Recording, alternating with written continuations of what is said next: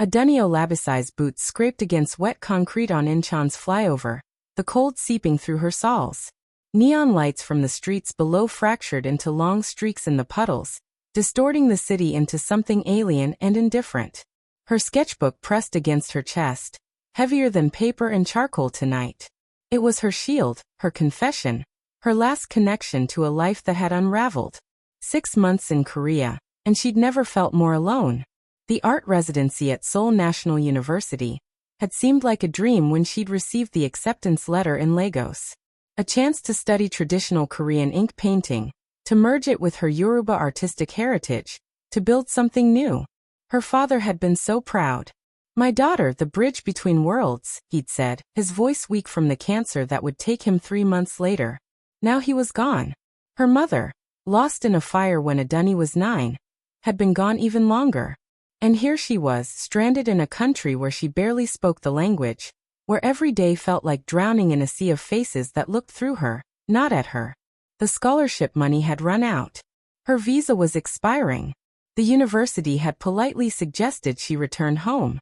But home was an empty apartment in Lagos filled with memories she couldn't face. Tonight, she decided, the pain would end. The railing gleamed under the drizzle. Below, traffic hummed, a distant symphony of lives moving forward.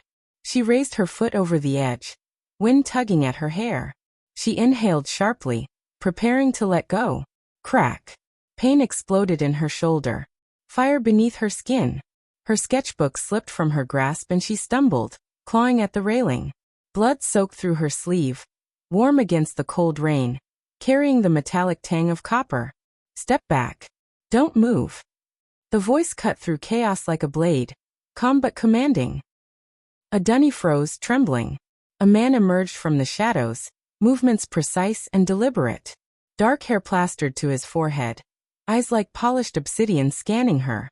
The gun in his hand still raised. "You shot me." Disbelief strangled her voice. Her Yoruba accent thickened with shock. "Olorin me, you shot me?" He moved closer, his expression shifting from cold calculation to something else. Confusion, then realization. "You're not her." Not who?" Blood ran down her arm, hot and thick. His jaw locked. "You weren't supposed to be here." "This is my choice." She choked on the words, tears mixing with rain. "It was your choice." "Not anymore." His hands reached for her, steadying her trembling frame. The warmth of his touch jarred against the storm of pain and adrenaline. "If you walk away from this bridge, you're dead by morning." Her mind reeled. "What are you talking about?" I don't understand." "The men below saw you." His gaze flicked downward to shadows moving near the underpass. 3 figures in tactical gear, scanning upward with flashlights. "They think you're someone else." "Someone else." Her voice cracked. I'm just a student, I'm nobody. Tell them that." His tone was grim. "They won't care." He gripped her arm, not rough, but firm. "We move. Now." Every instinct screamed to resist, but something in his eyes, urgent, dangerous, oddly protective, made her follow. Each step down the slick alleyway was agony. Her shoulder burned, her limbs shook, but she followed him into a world she didn't understand. At the alley's end, a black sedan waited like an extension of the night. The driver's cold, calculating eyes met his and nodded. "She's hurt," the driver said in Korean. "Yes." Seojin, she'd learn his name later, opened the door and helped her into the back seat. Leather warmth stark against rain-soaked concrete. The interior smelled of expensive leather and gun oil. The sedan moved smoothly, swallowing streets behind them. Adunni leaned back, shoulder throbbing, chest tight with adrenaline and confusion. Her sketchbook lay on her lap, dampened but intact. She traced its cover's familiar ridges, grounding herself. Through the window, she caught her reflection. Charcoal still smudged on her fingertips from her last drawing. The hands of an artist. The hands that had been ready to let go. "Where are we going?" Her English was clear despite her accent. Years of private school in Lagos serving her now. Somewhere safe. For now. The city blurred outside tinted windows, a kaleidoscope of neon and night. She watched him in the rearview mirror. Every movement, Every glance spoke of calculation and danger she couldn't comprehend. "Why did you shoot me?" she whispered. "Why did you think? What did you say? I'm not her? Not who?" He didn't answer immediately. His eyes met hers in the mirror, and she saw something she hadn't expected. "Regret. Someone we've been tracking," he said finally. "A woman. Your height, your build. African. We had intel she'd be on that bridge tonight." Adunni's blood ran cold. "So you shot me because I'm black? Because I was in the wrong place?" "I shot you because I thought you were about to detonate a device that would kill 50 people." His voice was flat, but something beneath it trembled. "I was wrong." The words hung in the air, heavy as the rain outside. When they reached the estate, formidable gates towered above them. Guards flanked the entrance, weapons ready. His hand guided her to the door. "Don't faint," he said, voice softer than before. "I won't," she said, though her legs barely held her. "Omo Yoruba Kiayub. Yoruba children don't fall easily." Something flickered in his eyes. Respect, maybe. Inside, warmth enveloped her, foreign and disorienting. Guards acknowledged him with nods. Adunni's eyes darted across the space, minimalist yet luxurious, every surface clean and deliberate. A strange sense of safety settled over her, imperceptible but undeniable. A woman appeared, middle-aged professional, and began tending to Adunni's wound with practiced efficiency. Seojin stood apart, phone pressed to his ear, voice low and clipped. Adunni caught fragments through her pain-fogged mind. Negative, not the target. Civilian, Nigerian national. Student visa, art residency. Ran her prints, she's clean. Then quieter, almost to himself. Find out why they wanted us to think she was the contact. Someone set us up. He hung up and turned to find Adunni watching him. "I need you to understand something," he said quietly. "I don't make mistakes. But tonight I did. And now both our lives are in danger because of it." "Because you shot the wrong person? Because someone wanted me to shoot the wrong person?" His expression hardened. "Which means you're not a mistake, Adunni Olabisi. You're bait." Her breath caught. How did he know her full name? As if reading her mind, he held up his phone. Her student ID photo glowed on the screen. Her visa information, her scholarship details, her father's name. Her father's name. Dr. Emmanuel Olabisi, Seojin said slowly. Mechanical engineer. Worked on a UN-funded infrastructure project in South Korea 15 years ago. His eyes met hers. "Did he ever tell you what that project really was?" Adunni's throat went dry. He said it was bridge construction. Roads. Development work. It was. On paper. Seojin's voice dropped. "But the real project? Your father helped design a prototype communications encryption system. Something that could make government data untraceable." The room spun. "My father was an engineer, not a..." "He didn't know what he was building," Seojin said. "None of them did. The project was shut down when the funders were exposed as a front for an international intelligence syndicate. Your father went home to Nigeria. Clean record. No charges." "Then why?" "Because 15 years later, that encryption system became the foundation for something called the Gilded Circle's data ledger. And someone just used you to lure me into a trap." Adunni pressed her hand to her wounded shoulder, the pain suddenly feeling like the least of her problems. "I came here to study art," she whispered. "I came here to escape my father's death. To find something. Anything." Tears burned her eyes. "And now you're telling me I'm part of some conspiracy because of him?" Seojin's expression softened. "Barely, but enough. You're not part of it. You're being used by it. There's a difference." "Is there?" Her voice broke. "Either way I'm here. Either way I'm shot. Either way She looked toward the window, toward the city that had never felt like home. "I just wanted to disappear." "You almost did," he said quietly. "But not the way you planned." Outside, the storm raged on. Inside, Adunni felt the first flicker of realization. Her life had changed in a single heartbeat. Her father's past, her presence in Korea, the bridge, the bullet. None of it was random. She was a thread in a tapestry she couldn't see. And the man who'd shot her was the only one who could help her understand why. Seojin moved toward the door, then paused. Get some rest. Tomorrow, we'll figure out who put you on that bridge, and why they wanted you dead. Or wanted you to shoot me. Adunni said softly.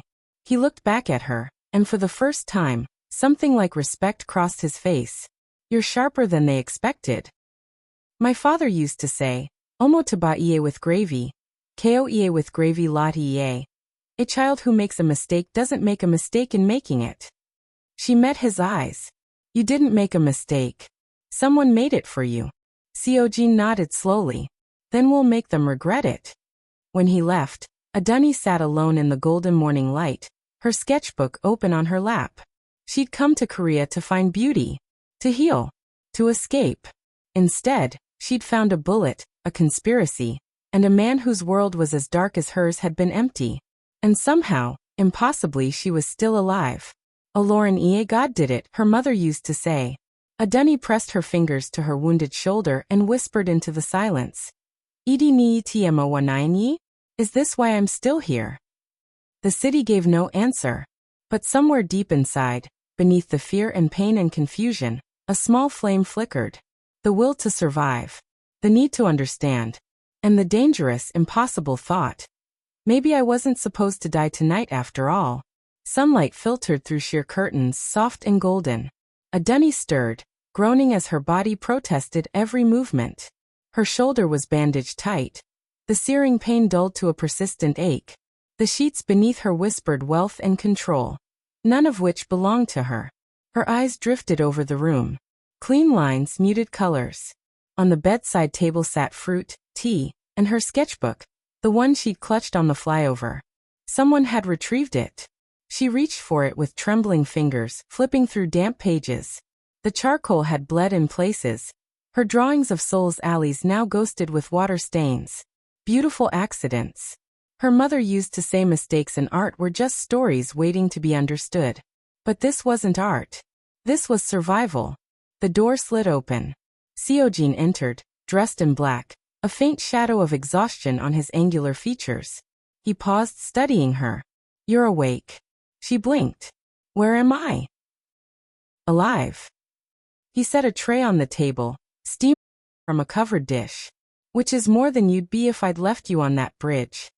The bluntness of it stole her breath. You shot me and now you want gratitude? I want you to understand what you're caught in. His jaw set, not tightened, but locked in place like a door closing. The people who put you on that bridge? They're not finished. She swallowed hard. You said my father. That he worked on something 15 years ago. That I was bait. Her voice cracked. But I don't know anything. I came here to paint, to study a dire textile fusion with Korean minhwa techniques. I came here to escape Lagos, to escape grief. And someone knew that, Seojin interrupted. Someone knew you'd be vulnerable, isolated, alone in a foreign country with no family, no support system. The truth of it hit her like a second bullet. She had been alone, desperately, achingly alone. The other students in her program were kind but distant. Her Korean was terrible despite 3 months of classes. She'd stopped going to the studio 2 weeks ago, couldn't bear the pitying looks when she cried over her father's empty seat at Sunday dinner tables that didn't exist anymore. How long have they been watching me? She whispered. We're trying to determine that. He moved to the window, hands in his pockets. But I need you to think. In the past 6 months, did anyone approach you? Ask about your father? Show unusual interest in your background. Adunni's mind raced back through the lonely months.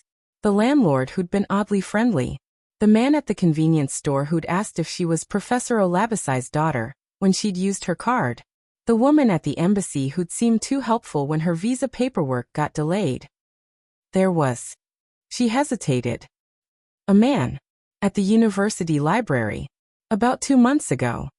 He said he'd known my father, that they'd worked together on the infrastructure project. He wanted to buy me coffee to tell me stories about him. Seojin turned sharply. Did you go? No. Her voice dropped. I was going to. But that was the day I got the call that the scholarship funds were frozen. I forgot about him. What did he look like? She closed her eyes, pulling the memory into focus. Tall. Maybe 50. Expensive coat. He had a. Her eyes flew open. A scar. Near his ear. Thin like a old knife wound. Seojin's expression went ice-cold. That's the man I shot on the bridge. The room spun. He was following me for 2 months. At least. Seojin pulled out his phone, swiping through images. He showed her a photo, the same man, surveillance footage, standing outside her apartment building. Then another, near her campus. Another, at the art supply store where she bought her materials. They've been building a profile, Seojin said. Learning your patterns. Your vulnerabilities. And then they put you on that bridge at exactly the right time. Right time for what? To make me pull the trigger. His voice was barely audible. They knew I'd be tracking him. Knew I'd received intel that a female contact would be making a drop on that bridge. They made sure you fit the description perfectly. African woman, mid-20s, carrying a bag alone. Adunni pressed fingers against her sketchbook, grounding herself. So I was what? A distraction? A test. He moved closer, his gaze intense. They wanted to see if I'd follow protocol and eliminate the threat. If I'd hesitate. What I'd do with a civilian casualty. He paused. And they wanted to see how far they could manipulate intelligence to make their own people do their work. Their own people? I worked, for a division tasked with stopping them. The Gilded Circle doesn't just operate in shadows. They corrupt the light too. Someone in my chain of command fed me that intel.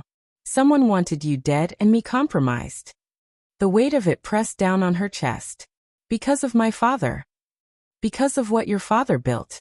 And because you're leverage now, proof that they can reach anyone, anywhere, even someone who knows nothing. Adunni's throat tightened. So what now? You keep me here like a prisoner. Protected, he corrected. She laughed bitterly, the sound sharp with pain and anger. That's what people like you call it. Abo, protection? This is a cage. Better a cage than a coffin. His tone didn't change, but something human flickered behind his eyes. You think I enjoy this? You think I wanted to shoot a stranger on a bridge? She met his gaze, searching for deception and finding only exhaustion. Then why save me? If I'm just bait, just a problem, why not let them have me? He didn't answer immediately. The silence stretched, heavy with unspoken things. Finally. Because once someone saved me when they shouldn't have. I didn't understand it then. Maybe I do now. Before she could respond, he turned toward the door. Someone will bring you clothes. Food. Anything you need. But you don't leave this property. For how long? Until I find who set this up. He paused at the threshold. Or until they come for you themselves. The door clicked shut, leaving her alone. Adunni pressed her hand to her wounded shoulder, tracing the dull pain. She opened her sketchbook to a blank page and began drawing from memory. The bridge, the rain, his face in the shadows. Her hand moved on instinct, capturing angles of danger and reluctant protection. She labeled it in Yoruba. Otatio ngba la. The enemy who saves me. Hours passed. She sketched to quiet her mind, mapping a world she could no longer see clearly. Outside her window, Incheon sprawled under mist and light, unaware of the storm inside its quiet alleys. The door opened. A woman, calm, middle-aged, eyes like dark amber, entered with practiced authority. You should eat, Miss Olabisi. She placed warm food beside Adunni. The aroma hit her. Jollof rice unmistakable. Not Korean food. Not hospital food. Home. Adunni's breath caught. How did you? The master thought you might miss home. The woman's expression softened slightly. He researched proper preparation. Nigerian style, not Ghanaian. A ghost of a smile. He was very specific about the distinction. After she left, Adunni stared at the plate. Her mother used to make jollof rice every Sunday, the kitchen filled with the smell of tomatoes and Scotch bonnet peppers. A memory she'd thought she'd lost. Now it sat before her, offered by a stranger who'd shot her. She took a small bite. Tears pricked her eyes, not from pain, but from the unexpected kindness of being seen, of being remembered as human, not just leverage. Aloran Yun, thank God, her mother would have whispered. But Adunni whispered something else. Asterisk, Ianitio Pami Iju one Tio Fe Pami Lo. Asterisk, the one who shot me is better than those who want to kill me. The warning lingered in her mind. Asterisk, saving you might have just started a war. Asterisk. Adunni pressed her hand to her shoulder, understanding something she hadn't dared say aloud. Her life had changed. Her father's past, her isolation, her despair, all of it had been weaponized against her. She was a player in a game she couldn't see, guided by a man whose motives were honed as blades, whose control was absolute, whose intentions remained unreadable. But for the first time since her father's death, someone had seen her. Really seen her. Not as a burden, not as a foreigner, not as a problem. As a person worth saving. She closed her eyes, breathing in the scent of home mixed with antiseptic and rain. Tomorrow wouldn't be like yesterday. The war Seojin spoke of, whatever it meant, would reach her whether she was ready or not. But tonight, she had jollof rice and a man who'd researched the difference between Nigerian and Ghanaian preparation. Tonight, that was enough to choose survival over surrender. Ianitia keo para, apara ianitio fe para. Her father used to say, the one you don't kill will kill the one who wanted to kill you. Adunni opened her sketchbook and began drawing again. Not the past. Not the bridge. The future. A girl from Lagos and a man from Seoul's shadows, standing together against something neither fully understood. She labeled it Ija Tunton. A new fight. Because if they wanted her dead, she'd prove them wrong. And if they'd made her bait, she'd become the trap. Night draped itself over Incheon like a shroud of secrets. From the wide window beside her bed, Adunni watched city lights flicker in patterns that reminded her of breathing, restless, alive, distant. Somewhere in that pulse, her old life still existed. Her cramped Seoul apartment with the broken heater, unfinished canvases leaning against walls, her world of ink and paper. Now it felt like a dream she'd woken from too soon. The door slid open without sound. Seojin stepped in, black attire replaced by a plain gray shirt and slacks. Even simplicity seemed like armor on him. He carried 2 cups of tea, steam curling upward like whispers. You're still awake. Sleep doesn't come easily when you've been shot. She kept her voice steady, but her fingers trembled slightly on her sketchbook. A small acknowledgement crossed his face, not quite a smile, but recognition. He handed her a cup. Chamomile. It helps. She hesitated before taking it, fingers brushing his. A spark jolted through her. Too quick to be real, though she wasn't sure if it was pain or something else. The tea tasted faintly of honey. You don't seem like the type to drink tea. I'm not. But I make exceptions when people in my house can't sleep. People in my house. Not guests. Not patients. Both protection and possession. Adunni studied him over the rim of her cup. In Lagos, she'd learned to read people quickly. Market negotiations, art buyers, men who smiled too wide and wanted too much. But Seojin was different. Controlled. Deliberate. Every word weighed before spoken. Earlier you said saving me might start a war. What did you mean? He exhaled slowly, choosing how much truth to allow. There are people who wanted you dead. People who think you saw something you shouldn't have. Her grip tightened around the cup, warmth seeping into her palms. But I didn't. I don't even know what happened that night. Her voice dropped. I was going to jump. That's all. No conspiracy. No secrets. Just ending it. Something shifted in his expression. Why? The question was simple, but it hit her like a fist to the chest. No one had asked. Not the university counselor who'd given her pamphlets. Not her roommate who'd moved out after 2 weeks. Not the Nigerian embassy official who'd processed her visa extension with pity in her eyes. Because I don't belong here, she whispered. 6 months in Korea and I'm still Oyinbo foreigner. My Korean is terrible. My scholarship is gone. My father is dead. My mother died when I was 9. Tears burned her eyes. I came here to find something beautiful, and all I found was more emptiness. Seojin was quiet for a long moment. Then softly, I understand that. She looked up, surprised. You do? Being a stranger in your own life. Yes. He set his cup down. My parents died when I was 17. The people who killed them made it look like an accident. I've spent every day since then living in the space between who I was and who I had to become. The rawness of it hung between them. You were sketching on the flyover, he continued, voice steadier now. There was an exchange happening beneath the bridge, one that wasn't supposed to be witnessed. The men I was tracking realized you were there. They reacted first. Adunni's mind reeled back to the rain, the headlights, the chaos. You mean you were there because of them? He nodded. I was there to stop them. But things went wrong. Because of me. Because of them, he corrected. You just got caught in the crossfire. But they're the ones who put you there deliberately. The air thickened between them with unspoken things. She studied his face. Shadows pooled under his eyes, controlled stillness in his posture. You don't look like a cop. I'm not. Then who? He cut her off with a glance piercing enough to stop her breath. You don't need to know that. Not yet. The silence that followed was louder than any confession. Adunni turned back to the window. You said people think I saw something. If I didn't, why not just let me go? Let me get deported back to Lagos, back to nothing. Because it doesn't matter what you saw. It matters what they think you saw, and what they think your father knew. He moved closer, and she caught the faint scent of rain and gun oil still clinging to him. If you leave, they'll find you. In Lagos. In London. Anywhere.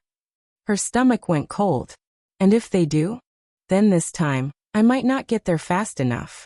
The words were simple, but something in his tone, the restrained edge of protectiveness, made her chest ache unexpectedly. She set her cup down carefully. I don't understand why you care. You don't know me. I'm just some girl who was in the wrong place. You were in the exact right place, he said quietly. That's the problem.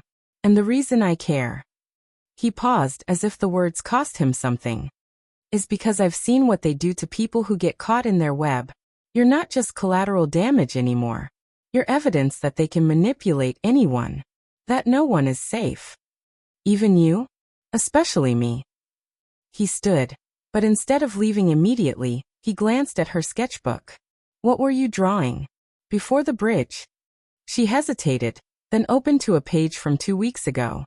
A portrait of her father, charcoal lines capturing the way he'd smiled when she'd gotten the acceptance letter. My Baba. I wanted to remember him before the sickness made him someone else. Seojin studied the drawing with an intensity that surprised her. You're talented. I was supposed to be. Bitterness crept into her voice. That's why I came here. To blend Adire, Yoruba textile art, with Korean Minhwa folk painting. To create something new. To make him proud. She closed the book. Instead, I'm shot and trapped and part of some conspiracy I don't understand. Your father would be proud that you're alive. The simplicity of it broke something in her. Tears spilled over before she could stop them. Seojin didn't move to comfort her. Didn't offer empty platitudes. He just stood there, present, until she'd cried herself quiet. Get some rest, he said finally. Tomorrow we'll talk about what comes next. She wanted to ask what comes next. But before she could, he was gone, like a shadow withdrawing into dark. Sleep came in fragments, flashes of rain and fire and Seojin's voice echoing through dreams. When morning arrived pale and muted, the woman from before brought breakfast and clothes, soft, clean, unfamiliar. Adunni dressed carefully, each movement reminding her of the wound. She caught sight of herself in the mirror, bandaged stark against her dark skin, her natural hair pulled back in a simple bun, exhaustion written in every line of her face. The girl in the reflection didn't look like an artist anymore. She looked like someone caught between worlds. When she stepped out, the house opened around her, all hushed hallways and deliberate architecture. No noise, no idle movement. Every corner had purpose. She followed faint voices and found Seojin in a spacious study. A digital map glowed across the wall, marked with symbols she didn't understand. 3 men stood nearby, armed and alert. They fell silent when she entered, their eyes tracking her with cold assessment. Seojin turned. You shouldn't be out of bed yet. I've been lying down for 2 days. She lifted her chin, channeling every ounce of Lego's stubbornness her mother had drilled into her. I needed to see sunlight that isn't trapped behind glass. Oju ojo kinkeo to oju amaran. One day's sun isn't enough for another. One of the men, younger, with a scar down his cheek, muttered something in Korean. She caught enough to understand. She's a liability. Seojin shot him a look that silenced him instantly. He approached Adunni. They're not comfortable having you here. They think you're a risk. And you? He paused, barely perceptible hesitation. I think you're an unknown variable. The phrase stung. A variable? It's not an insult. It means I haven't decided what role you play yet. In your what? Mission? Operation? Whatever this is. She gestured at the screens, the weapons, the controlled chaos of his world. A flicker crossed his gaze. Admiration, maybe, or the faint amusement of someone who doesn't meet equals often. You ask too many questions.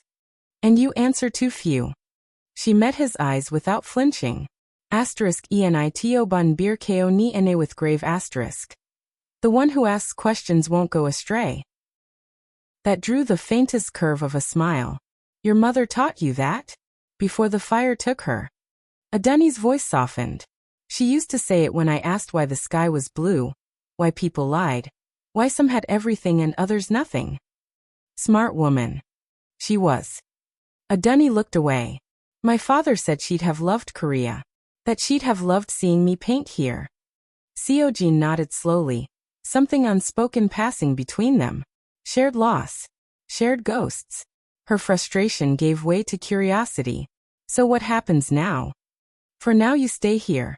My team will handle the fallout. You'll have food, clothes, anything you need. But you don't leave the property. Not yet. The control in his voice was iron. Still, something in her refused to bend. You can't just lock me up. I'm not locking you up. I'm keeping you alive. She met his gaze, stubborn, defiant, afraid. That sounds like the same thing. For a long moment, neither looked away. Then Seojin said under his breath, maybe it is. That night, Adunni found herself sketching again. Her fingers, though weak, remembered the rhythm. She drew the house's outlines, clean geometry, precise silence. But somewhere in the corner, she found herself sketching him. Seojin, standing at the bridge's edge under rain. Seojin, gun drawn, eyes unreadable. Seojin, carrying her through the storm. She paused, staring at what she'd made. The lines betrayed something she hadn't admitted even to herself. Fascination, confusion, something dangerously close to trust. She labeled the sketch in Yoruba. Olutoju o kunkinmi. Protector from my darkness. The door slid open. Seojin stood there, one hand in his pocket, eyes falling on her drawing. You shouldn't draw me. Why not? In Lagos, we draw what we fear to understand it. That's dangerous here. Everything about this is dangerous. She didn't close the sketchbook. But I'm still alive. I intimo si pe idi kinwa. That means there's a reason. He stepped closer, gaze flicking from sketch to her face. Get some sleep, Adunni. Tomorrow we talk about the bridge. Her heart skipped. The bridge. Where everything began. When he left, she stared at the door for a long time before whispering into silence. Ola ola komo ohuntul. Tomorrow doesn't know what will happen. As the house settled into midnight hush, she realized something chilling. She wasn't afraid of Seojin anymore. She was afraid of what he might make her become. Or worse, what she might choose to become to survive this. Morning arrived in a wash of pale silver light. The city stretched awake beyond the mist, unaware that within the quiet walls of Seojin's compound, a truth waited to be unearthed.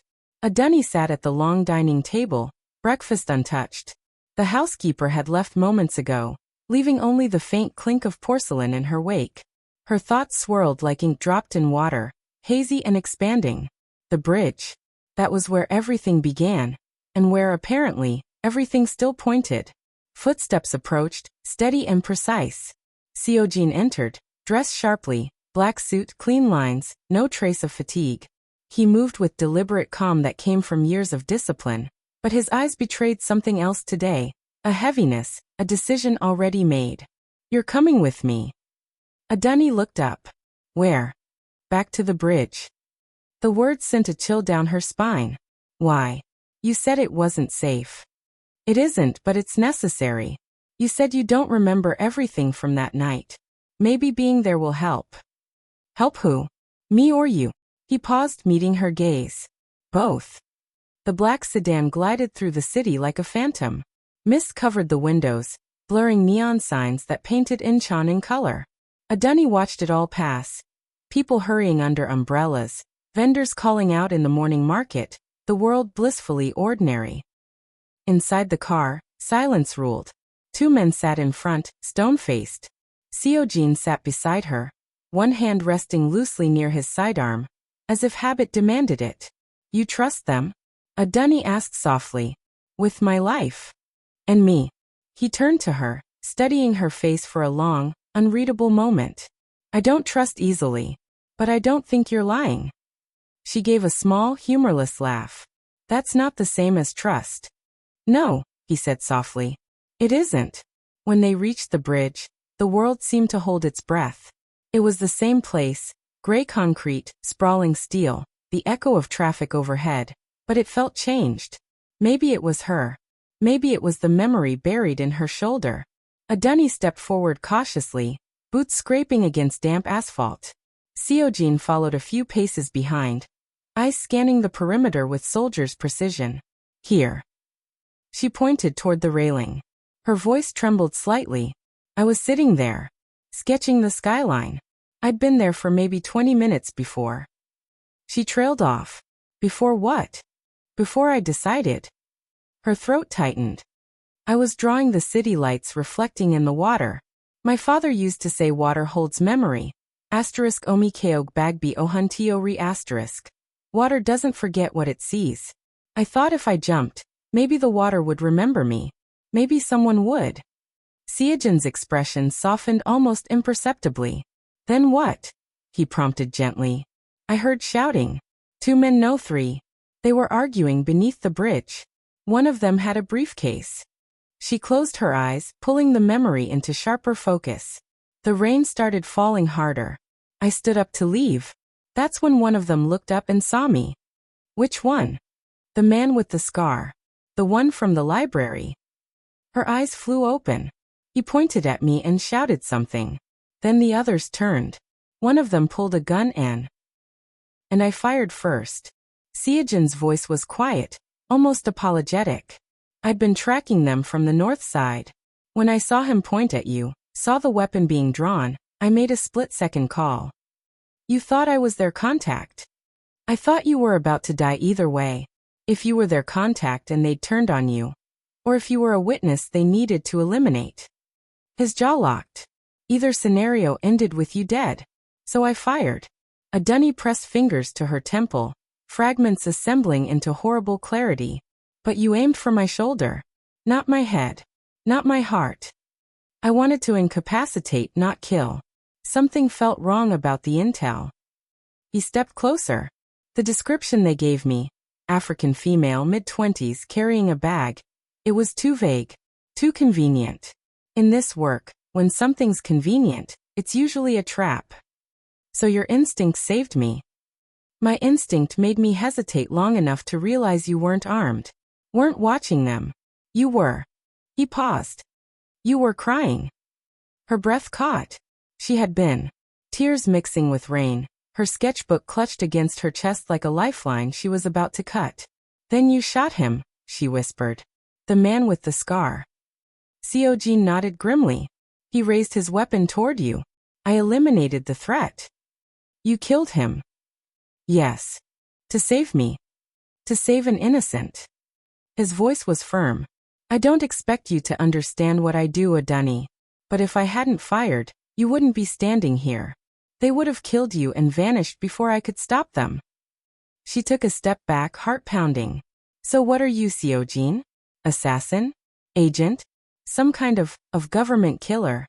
His eyes hardened. None of those fit. But if you need a label, I'm someone who ends problems before they spread. That's not an answer. It's the only one you're getting. The sound of engines shattered the moment. 3 black SUVs pulled up at the far end of the bridge. Seojin's men reacted instantly, weapons drawn, formation tight. Adunni froze, breath catching in her throat. Seojin moved in front of her like a reflex. "Stay behind me." The doors of the SUVs opened, and men stepped out, dressed in dark suits, faces unreadable. The one in front smiled, a cold, confident smile that didn't reach his eyes. "Seojin Han." The man called out in perfect English. "Didn't think you'd come back here." Seojin's hand tightened around his weapon. "I could say the same, Miho." Adunni's pulse roared in her ears. Miho. The name meant nothing to her, but the way Seojin said it, heavy-edged, told her everything she needed to know. "You brought her," Miho said, eyes flicking to Adunni with clinical interest. "Brave. Or stupid?" "She's under my protection." Miho chuckled. "Protection?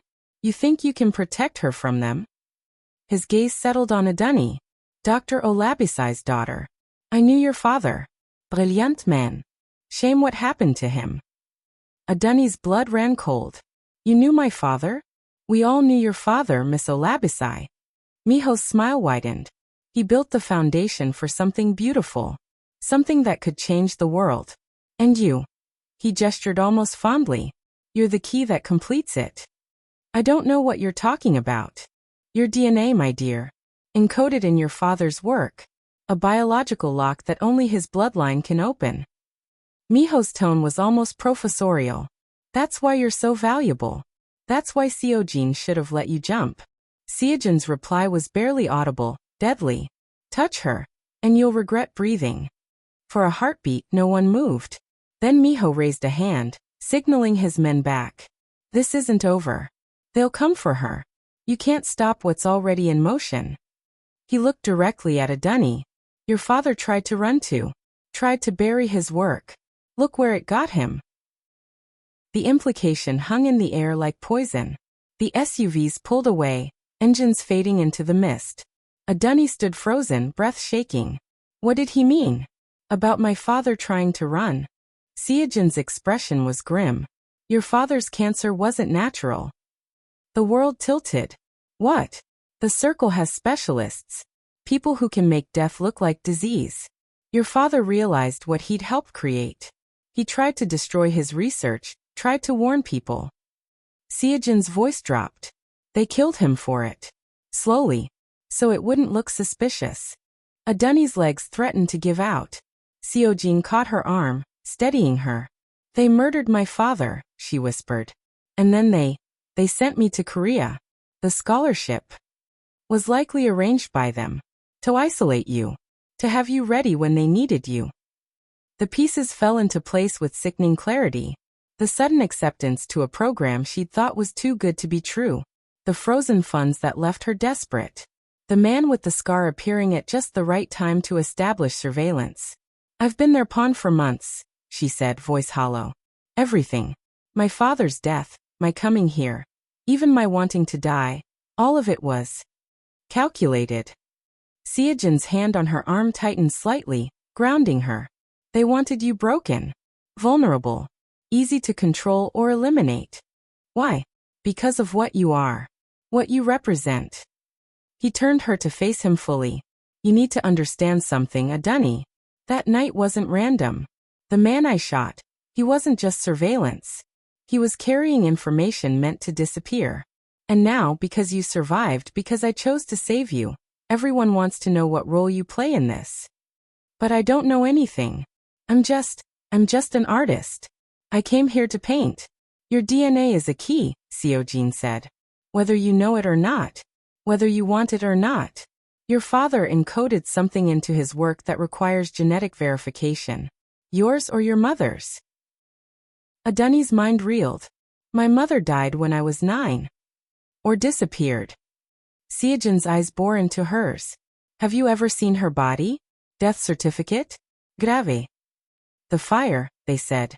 But even as she spoke, doubt crept in. She'd been 9. Her father had told her the fire consumed everything. That there was nothing to bury. That they had to move forward. Had he been protecting her? Or hiding something? We need to find out what your father built, Seojin said. And we need to keep you alive long enough to do it. Back in the car, Adunni sat in silence, thoughts spiraling. The city outside blurred again, but this time the blur felt deliberate, as if reality itself was trying to hide. Finally, she turned to him. You keep saying you're protecting me, but what happens when they stop coming? When this is over? Seojin didn't look at her. Then you go back to your life. I don't have a life to go back to. He was quiet for a long moment. Then softly, neither do I. Something inside her ached at the finality in his voice. She looked away, afraid that if she said anything, the silence between them might break into something neither could control. That night, the storm returned, thunder rolling over the hills like distant drums. Adunni sat by the window, sketchbook open. Her lines were darker this time, more deliberate. The bridge, the rain, Seojin standing between her and bullets. But this time, she added something new. Herself. Not the girl ready to jump, but the woman who'd survived. Who'd chosen, however unwillingly, to fight. She labeled it in Yoruba. Ipaligbisi Ituntin. Foundation of a new life. When she looked at what she'd drawn, she realized something terrifying and exhilarating at once. She was no longer just documenting this war. She was becoming part of it. And that, she thought with a shiver, was how survival turned into something far more dangerous. 3 days of relentless rain. It came down in thin sheets that blurred Incheon's skyline, turning the city into a watercolor of silver and gray. Adunni remained inside Seojin's house, walls now both sanctuary and cage. She spent hours sketching what she could remember. The bridge, the briefcase, the man who fell. But more than that, she began drawing her father's face from memory, not the sick, wasting version from his final months, but the man he'd been before. Strong. Brilliant. And she now understood, terrified. The pages filled quickly, not just with images, but with fragments of her own fear, her anger, her dawning realization that her entire life had been manipulated. Seojin's team moved through the house like ghosts. They spoke little, eyes always alert, hands never far from weapons. Each time she crossed their path, they offered polite nods but nothing more. It was as if she existed in two worlds. Theirs ruled by shadows and secrets, and hers, a fragile bubble of sketches and silence. Then one afternoon, Seojin appeared in her doorway. Get dressed. There's someone you need to meet. She looked up from her sketchbook. Who? The man who's been keeping you alive these past 3 days. They drove through the rain in silence.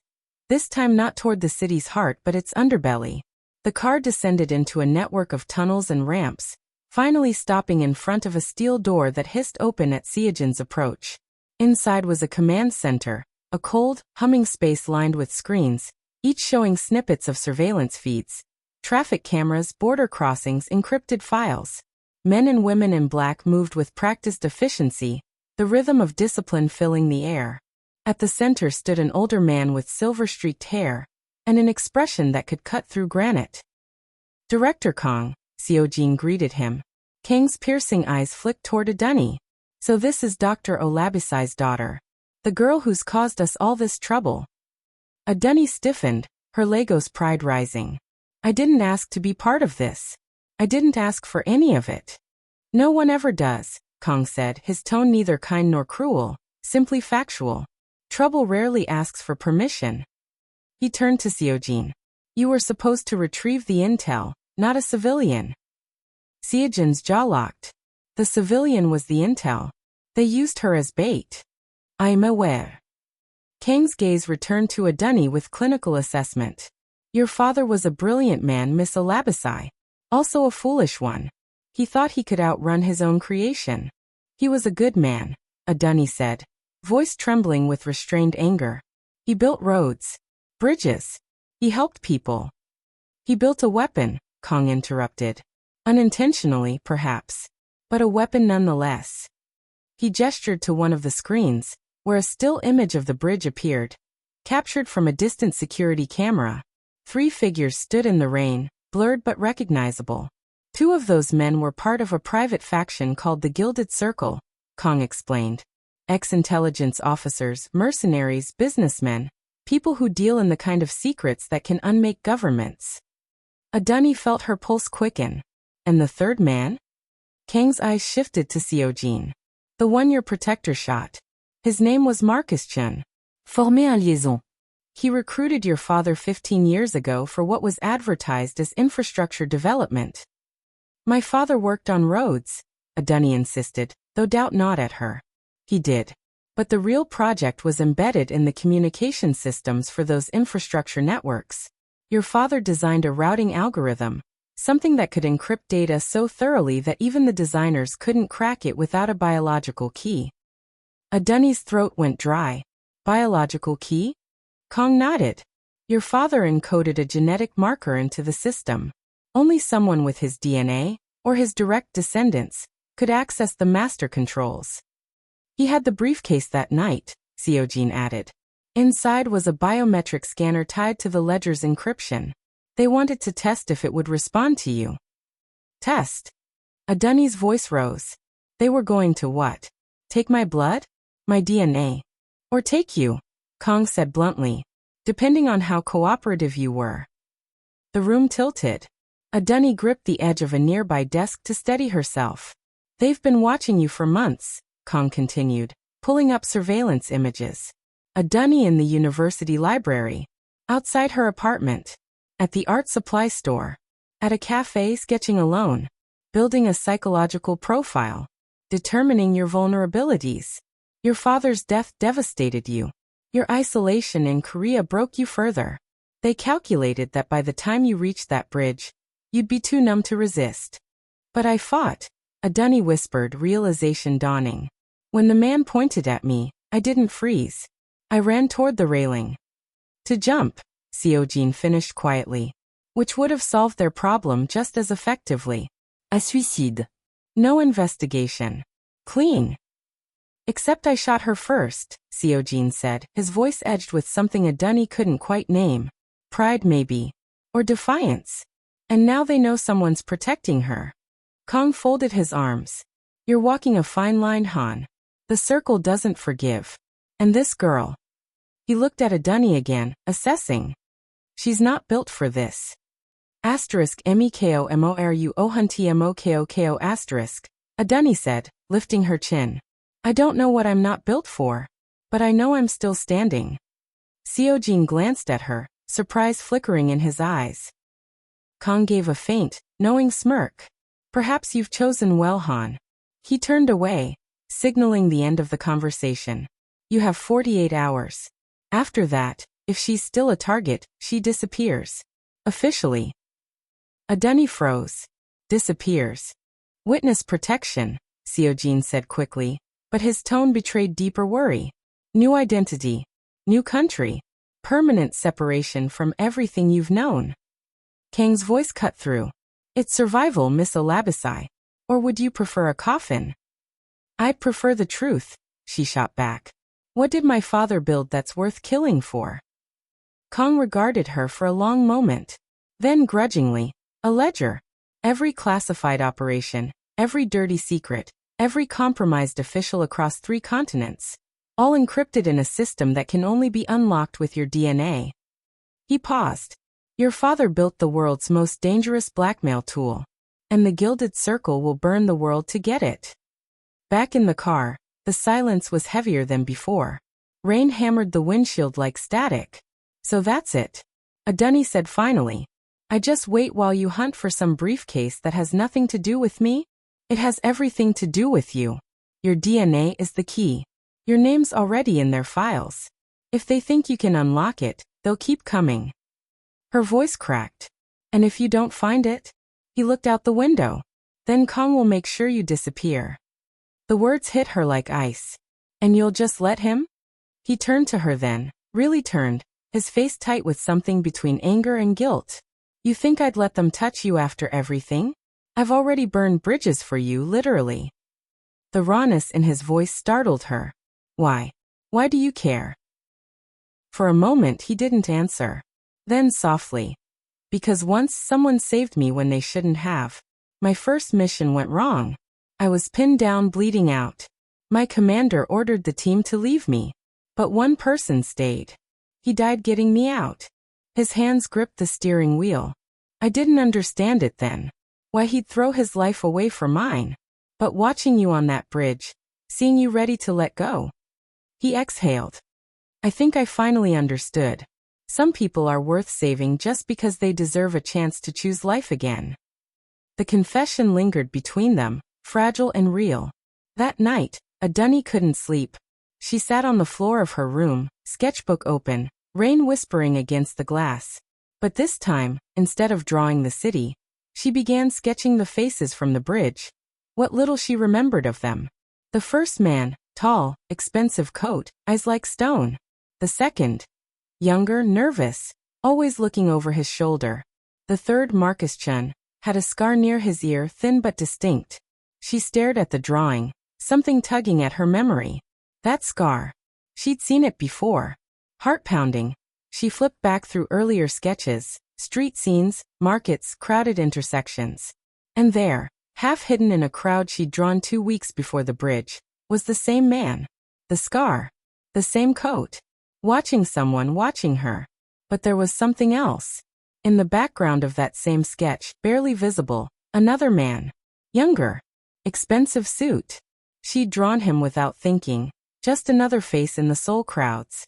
She grabbed a pen, circling his face. Why did he look familiar? Then it hit her. The university. He'd been at the university library the day her scholarship funds were frozen. Standing near the administration office. Watching. Her blood ran cold. He hadn't been a random stranger. He'd been part of it too. She found Seojin in the study downstairs, surrounded by glowing screens. Seojin, she said breathlessly, holding out the sketches. These men, they were both following me. Not just the one you shot. There was another. He took the papers, eyes narrowing. Are you sure? I'm an artist. I see faces. Remember them. She pointed to the second man. He was at the university, near the office where they told me my funding was frozen. Seojin stared at the sketch, then swore under his breath in Korean. He pulled up a database on one of his screens, running facial recognition. A match appeared. Park Min-jae, Seojin said grimly. Former intelligence. Disappeared 3 years ago. He looked at Adunni. If he was there when your funding was frozen, then he was part of making it happen, Adunni finished. They didn't just watch me. They created my desperation. Then it wasn't coincidence. You weren't just a witness, Adunni. You were bait. Her breath hitched. Bait for what? For me, he said quietly. They wanted me at that bridge. Wanted me to make a choice. Kill an innocent or let a supposed threat escape. Either way, I'd be compromised. The realization hit her like a blow.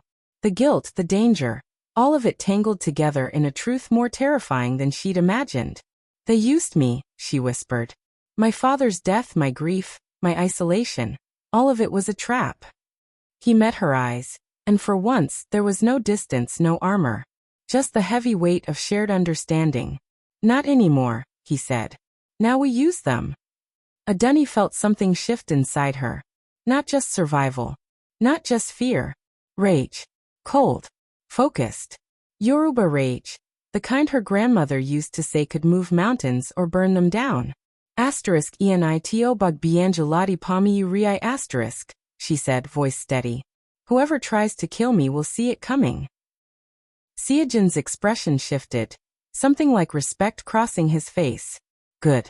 Because the war's about to get worse. The abandoned subway trembled faintly as trains passed in the distance. Adunni sat against the cold wall. The flickering light above her barely holding on. Seojin crouched nearby, reloading his weapon with mechanical precision, eyes fixed on nothing. Between them hung silence. Heavy, uncertain, alive. She couldn't stop thinking about the moment on the bridge. How he'd pulled her from death only to throw her into a storm she never saw coming. And yet here he was, bruised, bleeding, but keeping her safe. You didn't have to come back for me, she said finally, her voice soft but steady. He didn't look up. I told you. You're part of this now. That's not an answer. He slid the magazine into place and finally met her gaze. If I leave you behind, Kang finds you. And if he finds you, everything we've fought for dies. There was something raw in his tone. Not command, not coldness. Something close to guilt. She studied him. You talk like this fight means more than your life. It does. His eyes flickered, shadows passing through them. It's not just about me anymore. A pause stretched between them. Adunni wanted to ask more, to pry into the weight behind his words, but a noise echoed down the tunnel. Footsteps. Instinct replaced emotion. Seojin raised a hand, signaling silence. He moved like water, fluid and controlled, gun drawn. Adunni's heart pounded as she followed his lead, crouching behind a support beam. Two men in black emerged from the darkness, voices low and cautious. She counted their steps, 4, 5, 6, before Seojin fired once. One dropped instantly. The second reached for his weapon, but Adunni threw a shard of broken pipe with perfect aim, knocking it from his grip. Seojin didn't hesitate. Another shot. Silence. When it was over, Seojin turned to her, a hint of surprise breaking through his hard expression. Nice throw. She shrugged, adrenaline still coursing. I grew up dodging worse. For the first time, his mouth curved into something close to a smile. Remind me not to underestimate you again. Their eyes met, brief, electric, unexpected. Then he turned away, holstering his gun. They moved deeper through the tunnel, following faint light ahead. The air grew damp, metallic. As they approached a rusted gate, Adunni noticed graffiti scrawled across the walls. Messages in Korean and Yoruba, faded but still legible. Ima bru, one read. Don't be afraid. She brushed her fingers across the letters, the ache of home tightening her chest. Seojin stopped beside her. You understand that? It's Yoruba, she said softly. My father used to tell me that when I was scared. He nodded slowly, something shifting in his eyes. He must have been a good man. He was. Until the world took everything from him. The words hung between them, fragile as glass. Seojin didn't press. Instead, he placed his flashlight in her hand. Then we'll make sure the world doesn't take you too. She looked at him, unsure whether it was a promise or a confession. They climbed a maintenance ladder that opened into a derelict train depot. Moonlight spilled through shattered windows, casting silver lines across the floor. Old trains sat like ghosts, hollow and still. Adunni followed Seojin to one of the carriages, where a small camp had been set up, maps, files, and weapons neatly arranged. She picked up a faded photo lying on the table. It was a younger Seojin, in uniform, standing beside a man she didn't recognize. Your family? She asked. Once, he said quietly. Before everything burned. She looked at him carefully. Is that why you fight Kang? He hesitated. Because I was part of what created him. Her breath caught. You what? He was my commanding officer. I believed in his vision. Order through intelligence, a world without chaos. I didn't see what he was turning it into until it was too late. Adunni felt a chill ripple through her. So this isn't revenge. It's redemption. Seojin looked at her then. Not the soldier, not the killer, but the man who carried too many ghosts. Maybe both. A train horn echoed faintly in the distance, low and haunting. Adunni sat beside him, the cold metal floor pressing against her legs. You ever wonder, she said softly, what it would feel like to start over? No past, no circle, no lies? All the time, he replied. But men like me don't get clean slates. Then maybe you don't need one, she whispered. Maybe you just need someone who sees you differently. He turned to her, and for a heartbeat, something unspoken passed between them. Understanding, pain, perhaps even hope. Then he looked away, his jaw tightening. We leave at dawn, he said. Kang's network won't wait. Adunni nodded, but her mind stayed on the moment that almost was. The fragile connection that neither of them could afford to name. As she lay down that night beneath the cracked ceiling, she caught herself listening to Seojin's quiet movements, the rhythm of his breath steady against the storm outside. And for the first time since her mother's disappearance, sleep came without nightmares. The following morning arrived gray and brittle, light cutting through the broken depot windows like cold steel. Adunni woke to the sound of metal scraping. Seojin was already moving, packing supplies into his worn duffel. You don't sleep much, do you? She asked, her voice groggy but warm. He didn't turn. Sleep makes you soft. And softness gets you killed. He looked over his shoulder, one brow slightly raised. You're learning. She gave a faint smile, sitting up and rubbing her temples. I'm learning survival from a man who still bleeds and refuses to rest. Irony much. That earned her a quiet exhale that might have been a laugh. Get ready. We're heading to Incheon Market.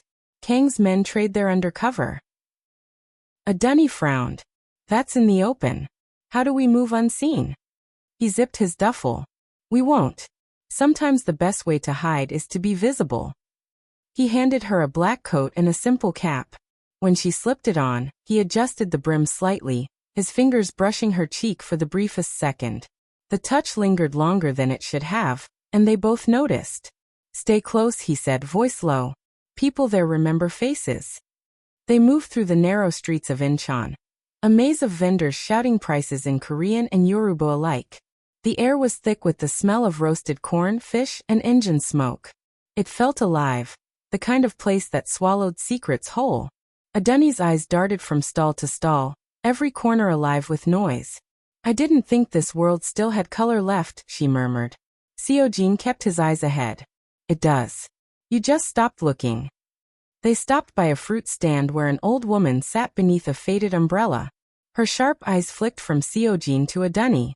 Without a word, she reached under the table and pushed a folded note toward him. Seojin slid it into his pocket without breaking stride. Once they were clear of the crowd, he unfolded it. The handwriting was hurried. Kang meets the foreign buyer tonight. Bring the girl. Adunni froze. Bring me. He nodded grimly. Kang knows you're alive. He wants proof. Proof for what? For leverage. You're his key to what he lost. Her pulse quickened. And what did he lose? Something he can't buy back. The cryptic answer tightened her chest. She reached out, catching his sleeve. You're not telling me everything. He hesitated, eyes locked on hers. You're right. I'm not.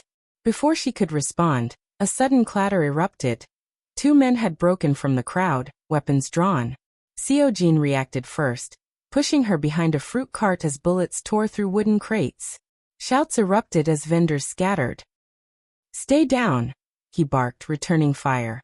Adunni crouched low, scanning the chaos. One of the attackers flanked right, moving toward her position. She grabbed a fallen metal rod, waiting, one step closer, two, then swung. The man fell, his gun sliding across the pavement. She snatched it and fired once, hitting the second assailant's leg. When silence fell again, her hands trembled slightly, but she hit it well. Seojin approached, expression unreadable. You okay? She exhaled. I don't know, but I didn't freeze. He gave a small nod, admiration flickering in his eyes. You did good. For a heartbeat, they just stood there, surrounded by wrecked stalls and scattered oranges. Then sirens wailed in the distance. Move, he said, grabbing her hand. They darted through the alleyways, weaving through narrow passages until the noise of pursuit faded. When they finally stopped in an abandoned courtyard, both were breathless. She leaned against the wall, trying to steady her breathing. You knew they'd come. I suspected, he admitted. That's why I needed to see how you'd react. She frowned. You used me as bait? His expression softened. No. I needed to know if I could trust you when it counts. The anger in her eyes slowly gave way to something else. Understanding. Reluctant but real. And now I know. The wind swept between them, carrying the faint sound of temple bells from the hill beyond. Adunni looked at him, searching his face. Beneath the hardened edges, there was something deeply human. Guilt, maybe even fear. You ever think, she said quietly, that we keep surviving because we're too scared to stop? He met her gaze, eyes dark and steady. Maybe. Or maybe we survive because someone still needs us to. Their silence afterward wasn't empty. It was charged, filled with what neither dared to say. As dusk began to fall over Incheon, Seojin reached into his coat and pulled out a small metal token, engraved with a symbol Adunni recognized from her mother's old pendant. The circle's crest fractured in half. This was hers, he said, placing it gently in her hand. Adunni's breath caught. You knew my mother? I did. And I owe her everything. The world around her blurred for a moment, the weight of his words heavier than gunfire. Then tell me, she whispered, voice trembling. What happened to her? Seojin looked at her, jaw tight. If we survive tonight, you'll get your answers. That night, the air around Dock 47 was cold and sharp, thick with the smell of salt, iron and diesel. Cargo ships floated like dark beasts against the horizon, their lights flickering through the mist. A dunny followed close behind Seojin as they slipped past stacked containers. The quiet hum of cranes echoed in the distance, and every sound, a seagull, a footstep, a metallic creak, felt like a warning. She clutched the pendant he'd given her earlier, tracing the broken circle engraved into its surface. You said you owed my mother everything. Why? Seojin didn't answer immediately. He scanned the docks, his hand resting near his holster. She saved my life, he said at last. Years ago, before all this. She was part of the circle, before it fractured. A dunny frowned. You mean she worked with the same people hunting us? She worked against them, he corrected softly. Until she disappeared. Everyone thought she died in the port massacre. But if Kang's message is true, she didn't. The name struck her like lightning. Kang. He nodded. The man who runs Incheon's black network now. He's the one who ordered the hit on me. And the one who might know where your mother is. Before she could respond, a low whistle cut through the air. Seojin drew his gun, motioning her to crouch behind a container. 3 men emerged from the shadows, Kang's soldiers, their jackets marked with crimson embroidery. One of them carried a tablet, its screen flickering with live footage from a surveillance drone. She's here, one muttered in Korean. Kang wants her alive. The man, not so much. A dunny's heart pounded. Seojin leaned closer, his whisper barely audible. On my signal, move left. Stay low. Don't stop until you reach the gate. She nodded. A single gunshot shattered the night. Seojin moved like a ghost, firing twice. Both hits clean. A dunny sprinted toward the gate, boots striking wet pavement. The sound of bullets trailing close behind. She ducked behind a container and turned. Seojin wasn't there. Panic shot through her chest. Then she saw him, struggling with one of the men, the two locked in brutal hand-to-hand combat. The attacker swung a knife. Seojin dodged but took a cut across his shoulder. Without thinking, a dunny grabbed a metal hook from a nearby crate and threw it with all her strength. It struck the attacker's arm, just enough for Seojin to twist free and finish him. When it was over, she ran to him. You're bleeding. It's nothing, he said, wincing slightly. Stop saying that, she snapped, pulling a strip from her sleeve and pressing it against the wound. Every time you say that, you bleed more. He looked at her then, really looked, at the worry in her eyes. The way her hands trembled even as she steadied his arm. You care too much for someone who was supposed to hate me, he murmured. Maybe I'm tired of hating people, she whispered. The space between them was electric, the tension so thick it almost hurt. For a second, the chaos around them blurred. The sea, the smoke, the distant sirens. Fading until there was only them. Seojin lowered his head slightly, his breath warm against her forehead. You remind me of her, he said. Your mother. Same eyes. Same fire. A dunny froze. You knew her well. I trusted her, he said. And she trusted the wrong man, Kang. The words struck like a knife. Kang, my mother. She didn't vanish. Seojin cut in, voice low and pained. She was taken. Kang made her disappear when she tried to expose the circle's drug syndicate. I tried to help, but I was too late. Tears stung a dunny's eyes.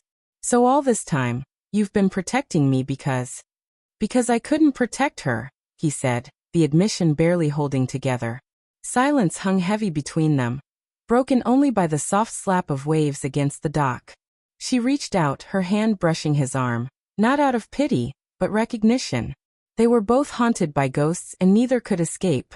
Then let's finish what she started, a dunny said, her voice steady despite the tremor in it. Seojin's eyes met hers, and for the first time, there was no wall between them. Just two broken souls deciding to fight together.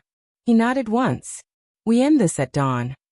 As they walked toward the edge of the pier, the camera of a drone blinked silently in the fog, transmitting everything to an unknown watcher. Kang smiled from a distant control room, eyes cold and calculating. Bring them to me, he said. The storm broke before dawn, lightning flickering across the mountains as Seojin and Adunni descended the ridge overlooking Kang's compound. The air smelled of wet pine and smoke, their clothes damp from the long trek through the river path. Adunni wiped rain from her face. "You're sure this is where he's keeping her?" Seojin nodded. "If Kang still uses the same security grid, the southern wing is where he holds high-value prisoners. Your mother would be there." A flash of guilt crossed his face. "I should have found her sooner." Adunni looked at him, firm but quiet. "You're finding her now. That's what matters." They crouched behind a low stone wall as a patrol passed. The hum of electric fences and the faint buzz of drones filled the air. Seojin tapped his wrist device, the one he'd rebuilt from the soldiers' comms. The screen flickered, displaying heat signatures inside the compound. "There," he said, pointing. "Cell 14B. 2 guards." "Then we go in fast," Adunni replied, loading her weapon.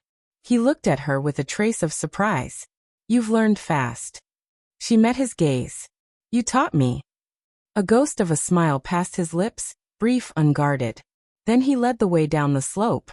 They moved through the shadows, slipping past searchlights until they reached a service tunnel. Seojin bypassed the lock with an old access key, and the door opened with a faint metallic groan. Inside, the corridor smelled of concrete and rust. As they advanced, Adunni's heartbeat quickened. The silence felt alive, as if the walls were listening. Then a soft sound reached her ears, humming. A woman's voice, faint but familiar. "Seojin," she whispered. "Do you hear that?" He froze. The tune was one he recognized, the same lullaby Adunni had hummed in the car days ago. They reached cell 14B. Inside, a woman sat on the floor, her hair streaked with gray, her wrists bound. When she looked up, her eyes, tired, intelligent, and heartbreakingly familiar, widened. "Adunni," she gasped. "Mother." Adunni fell to her knees, fumbling with the lock. Tears blurred her vision as the door swung open. Seojin turned away briefly, giving them space. But his jaw was tight. This reunion was what he'd fought for. Yet it came too late to erase the years between. "I thought you were dead," Adunni's mother whispered, cupping her daughter's face. "They told me they buried you in Incheon." "And they told me the same about you," Adunni said. "Seojin, he found me. He helped me." Her mother's gaze shifted to him. Recognition flickered. "Han Seojin. You worked with the Circle once." "I worked against them," Seojin said quietly. "After they killed my parents." She nodded slowly. "Then you know what Kang is capable of. He's not just building weapons anymore. He's rebuilding the Circle, with government backing this time." Before Seojin could reply, the corridor lights flickered, once, twice, then cut out completely. A sharp metallic click echoed. "Motion sensors," Seojin muttered. "He knows we're here." Gunfire erupted from the far end of the hall. Adunni's heart clenched. The room tilted, filled with static. Kang's laugh crackled through the speakers. "And yet, here you are, the savior of the girl you destroyed." Seojin slammed his fist into the wall, shattering the speaker. "Enough." Adunni stepped back, shaking. "So all this time, you've been trying to save me because you couldn't forgive yourself?"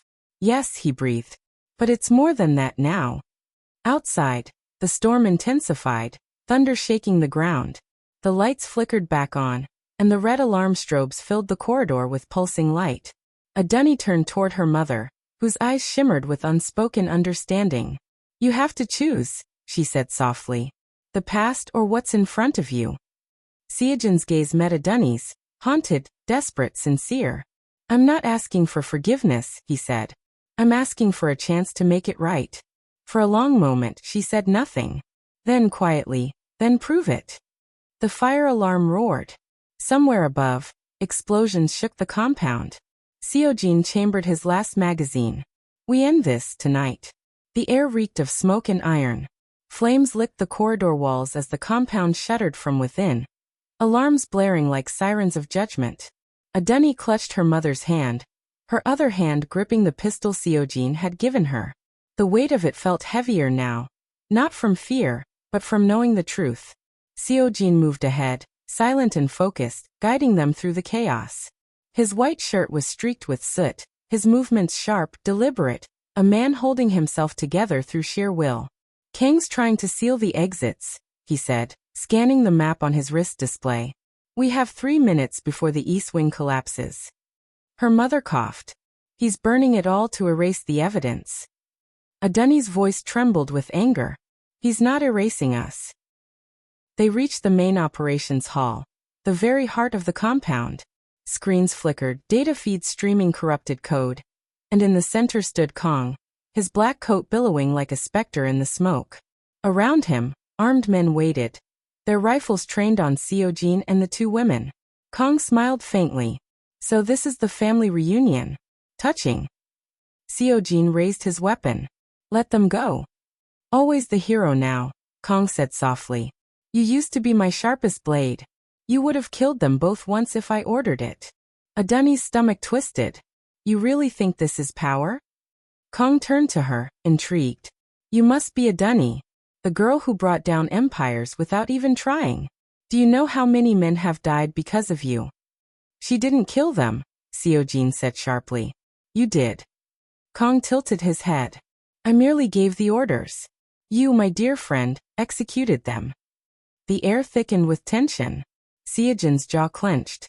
That's over. Over. Kang laughed bitterly. You can't erase blood, Seojin. You can only drown in it. He raised his hand, and gunfire erupted. Seojin dove forward, firing with deadly precision. 2 of Kang's guards fell instantly. Adunni dragged her mother behind a column as bullets shredded the air around them. Stay down. Seojin shouted. Kang retreated toward the control platform, tapping commands into a tablet. If I can't have the circle, he hissed, no one will. Explosions rippled through the lower levels. The entire building groaned under the weight of destruction. Adunni saw Seojin sprint toward Kang, fast, reckless, fearless. He tackled him to the ground, both men wrestling as smoke filled the hall. Kang swung a blade, slashing Seojin's arm. Seojin retaliated with a brutal strike to his jaw. You ruined everything. Kang spat. For her. Seojin pinned him down, voice low and shaking. For her, I finally became human. Kang's eyes widened, just before Seojin pulled the trigger. The shot echoed through the burning hall, final and hollow. Kang went still. Seojin stood, bleeding, panting, staring at the man who had once been his mentor. Now just another ghost in the fire. Adunni ran to him. Zane. You're hurt. I'm fine, he said, though his hand trembled as blood darkened his sleeve. Her mother approached slowly, her expression unreadable. You ended it. Seojin looked at her. No. She did. Her father's death, my guilt. Kang's madness. It all ends because she didn't give up. The roof groaned above them. Smoke thickened. Adunni grabbed his arm. We have to go. Now. They ran, stumbling through collapsing corridors until the night air hit them like salvation. They emerged onto the cliffside behind the compound just as it exploded in a cascade of fire and ash. The blast illuminated their faces, exhausted, bloodied, but alive. Adunni fell to her knees, gasping for breath, the adrenaline finally crashing through her veins. Seojin dropped beside her, his hand finding hers through the chaos. It's over, she whispered. He looked out at the burning ruins below. Not yet. Kang's networks still have reach. But this, he turned to her. This is the beginning. Her mother leaned against a boulder, watching them with quiet relief. Your father once said hope isn't something you wait for. It's something you build. I think he'd be proud of you, Adunni. Adunni's eyes filled. She turned to Seojin, the man who had once been her captor, now the one who'd nearly died to protect her family. We'll build it, she said softly. But not in the shadows. Seojin nodded, his expression softening. Then we start over. For the first time, his words carried no command, no calculation, only promise. The wind carried away the last of the smoke. In the distance, dawn was breaking, pale gold against the soot-stained sky. Adunni watched the light rise over the ruins of what had once controlled them all. For the first time in her life, she didn't feel afraid of what came next. The city of Incheon lay quiet under a pale morning sky, its streets still glimmering with remnants of the night's rain. From the rooftop of a half-restored building, Adunni watched as the first vendors rolled open their stalls. Smoke still lingered faintly on the horizon where Kang's compound had once stood.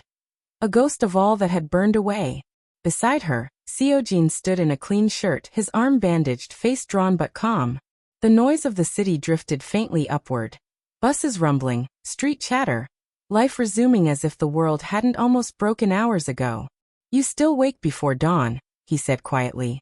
"I'm afraid if I sleep too long, I'll wake up and it'll all still be there," Adunni replied. Seojin turned to her. "It's gone. You made sure of that?" She gave a faint smile. "No. We made sure." Her mother's voice came from behind them. "You both sound like people who've seen too much to still believe in peace." They turned.